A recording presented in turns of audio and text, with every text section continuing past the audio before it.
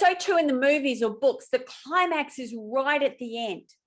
That's the part when everyone's sitting at the edge of their seat. Will the hero get caught? Will the hero get away? Will the villain get caught?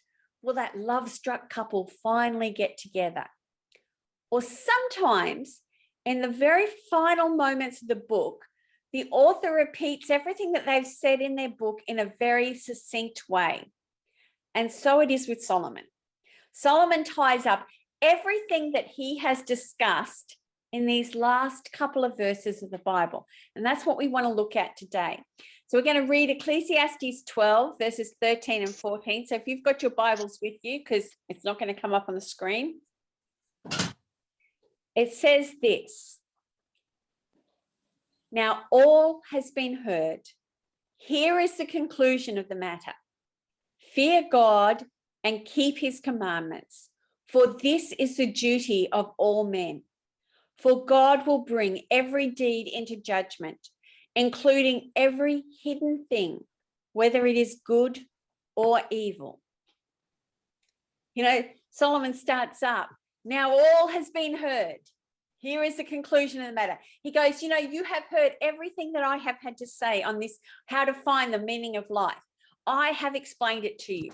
I've told you all about how I tried to find meaning through wisdom and pleasure and work, and none of it gave me the meaning in life that I was craving.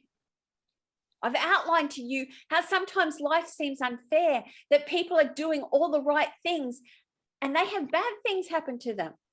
And then the people that are doing all the good things, all the wrong things, they end up being the ones that get rich. This is just not fair.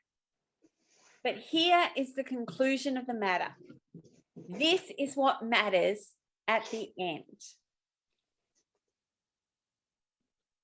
Fear God and keep his commandments, for this is the duty of all mankind. You know, that's a really, really simple commandment, isn't it? We are to fear God and keep his commandments. It can't be much clearer than that. But hang on, what does it mean to fear God? You know, I fear snakes. I will do anything, even move to New Zealand to stay far away from them. Yeah, that's where I came. My daughter sent me a picture of this big red belly black that she almost stood on this week. And I'm going, yes, no snakes here. But is that what Solomon means? Or I fear getting in trouble, so I choose to do the right thing. Is that what Solomon means by this fearing of God? Well, you know, none of that would go along with 1 John 4, verse 18, that says, "Such love has no fear, because perfect love expels all fear." If we're afraid, it's for fear of punishment. And this shows that we have not fully experienced his perfect love. But we are still told all throughout the Bible that we are to fear God. So what does that look like? Well, Tim Keller puts it this way, and I'm going to read from his book because I like this. It says, "To fear the Lord is to be overwhelmed with wonder before the greatness of God and his love. It means that because of his bright holiness and magnificent love, you find him fearfully beautiful. That is why the more we experience God's grace and forgiveness, the more we experience a trembling awe and wonder before the greatness of all that he has done and all that he is.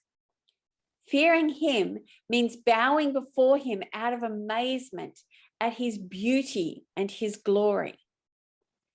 And so after examining everything in life, Solomon says what you need to do is fear God. You need to look at him with such awe and wonder that you are overwhelmed. And there's a reaction. When we have that awe and wonder of God, then we will do what he wants us to do, not because we're fearing punishment, but because that's what he wants us to do. In fact, Solomon says it like this. He says, it is our duty to obey what God tells us to do. Oh. But I actually like some of the other translations even better for this. The New King James Version says, "For this is man's all." And the Young's Literal Translation says, "This is the whole of man." In other words, it's not just your duty to do this. It's what you've been created to do.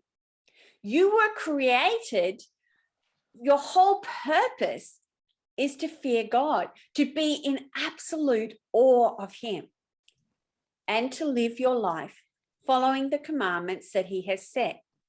But this isn't just done out of a duty or allegiance.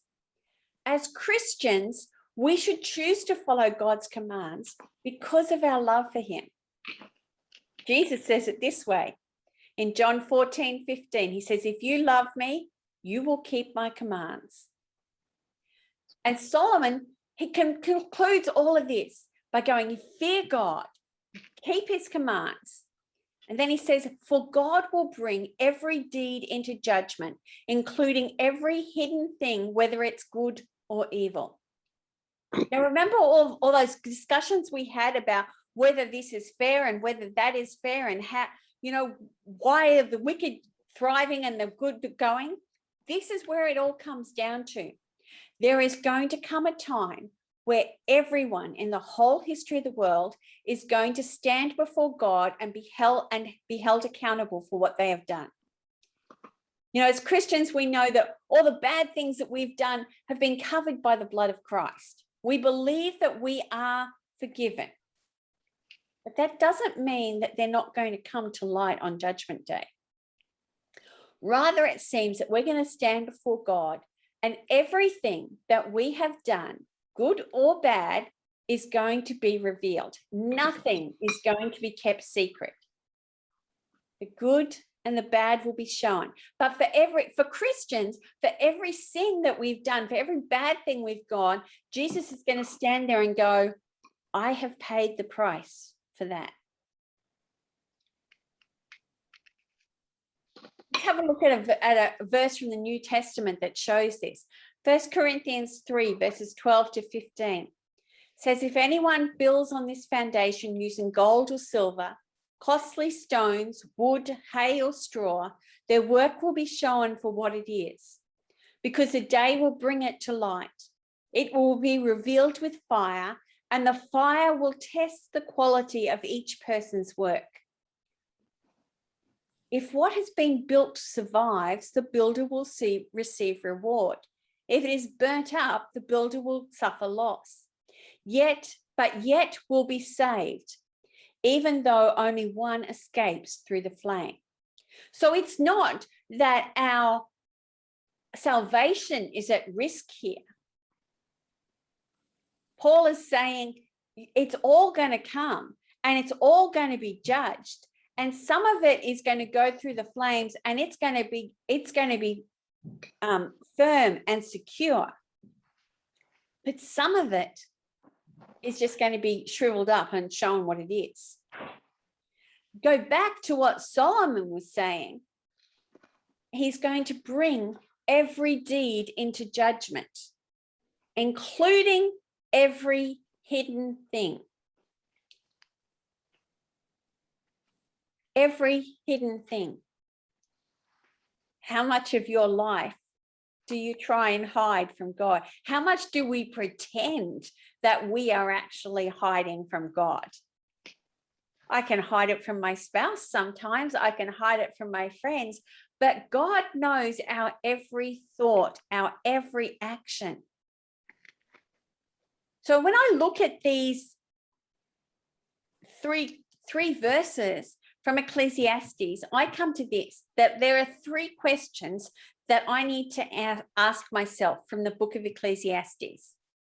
The first one is this: I need to decide, which team am I on?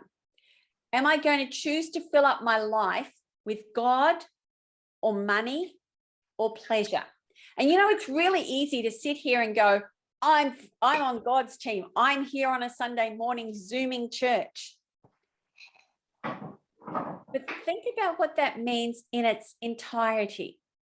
what does it mean to be on God's team? Have I truly put pleasure and wisdom and money and work into its proper place to be on God's team, or am I trying to dip a little bit out of each one?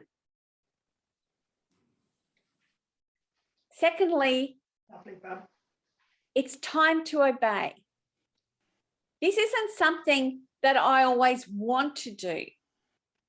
But if I choose to be on God's team, then we are choosing to fear him and obey his commands.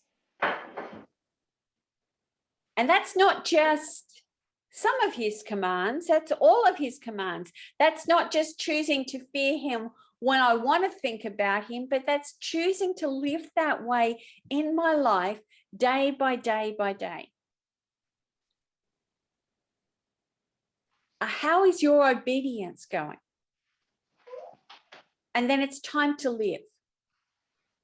This is my question here. How much of your life is hidden away from others, that you hide, you present that good presence on the outside?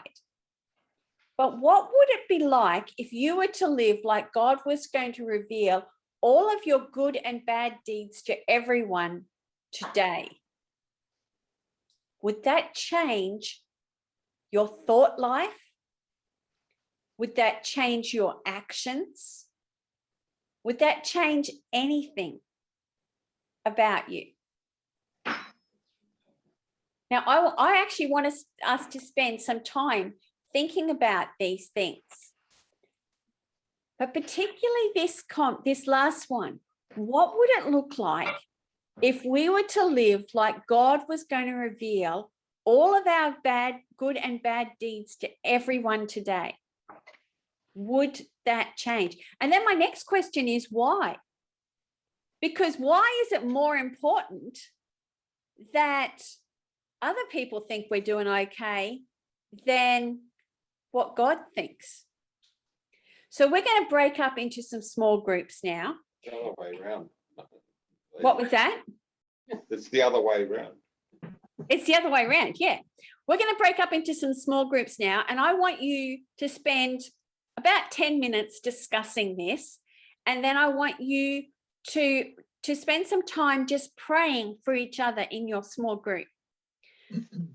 So at about quarter to 11, somewhere between quarter to 11 o'clock. Actually, no, we'll make it 10:47. Neville is going to magically bring you all back together again. Okay, I love the thumb that went up. Oh. So your job is to discuss this question. What would it look like if you were to live like God was going to reveal all of your good and bad deeds today? Would anything change in your life? And then if you run out of time with that, you can talk about, that fearing and obeying and how that goes too. And then in about 10 minutes, start praying for the other people in your team.